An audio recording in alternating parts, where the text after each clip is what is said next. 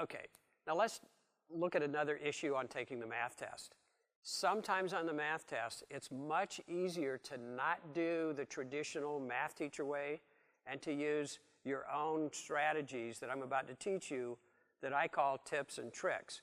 Because after all, the test writers, your opponent, they have some tricks that they pull on you that cause you difficulty. So it's our turn to kind of level the playing field, and let's have some tricks of our own.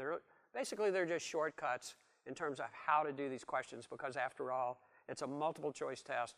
They just care if you bubbled in the right bubble. They don't care how you got to the answer. So let's take a look at the first one. I call it a number of things.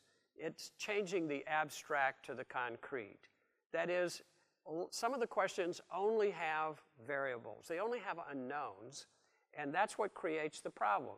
If they were numbers, then in fact, they'd be a lot easier to do. So I think about it in these terms. The world of math is a world of patterns. So it doesn't matter which numbers you substitute for the variables as long as you follow the rules they give you in the question. So you can take all that abstract stuff and you can change the algebra to arithmetic, and you'll find it much easier.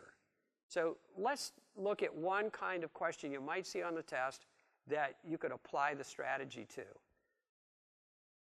It says, question number 11, that x over y has a remainder of integer r. Which of the following must be true?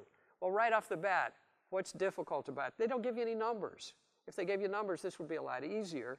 So we get to make stuff up. We just have to follow their rules.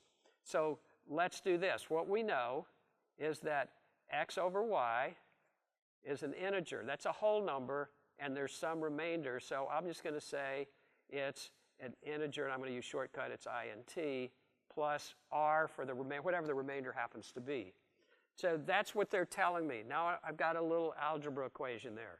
So I can use any set of numbers I want to figure this out. So I'm going to put in some real numbers. So I'm going to say instead of x, I've got 13, and I'm going to divide by y, which I'm going to make 5. I can do all this in my head. That's the whole purpose of this. So I know that 5 goes into 13 2 times, and I have a remainder of 3.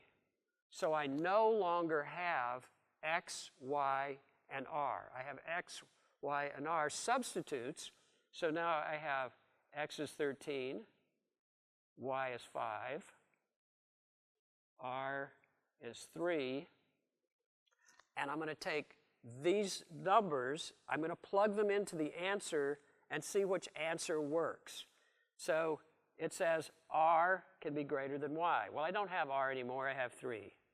And I divided by 5, so I don't have a y anymore. So answer A now says 3 can be greater than 5. That's not true, it can't be. So draw a little slash through the letter A. Let's try B. 1 is less than or equal to y, which is now 5. So I have 1 is less than or equal to 5 is less than 3.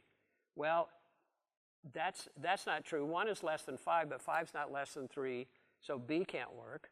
I do the same plug-in for C, and I get 3 is less than or equal to 13. That's true, but 13 is not less than 5, so that can't be right. So that leaves me with D. D must be right. Let's try it out.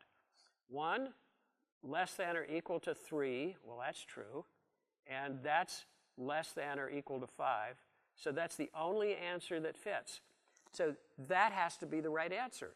That's a lot easier than treating this as some kind of an algebra question. So let me tell you something about the world of math that's important for you to understand. Here's the pattern. When you divide by a number, in this case 5, what's the range of possible remainders? Well, 0 is not a remainder, so that can't be in the range. But you could have a remainder of 1. You could have a remainder of 1, 2, 3, and 4. Can you have a remainder of 5 if you're dividing by 5? No, you can't, because the number you're dividing by goes into it one more time. So the range, the rule is the range of remainders is from 1 to 1 less than the number you're dividing by.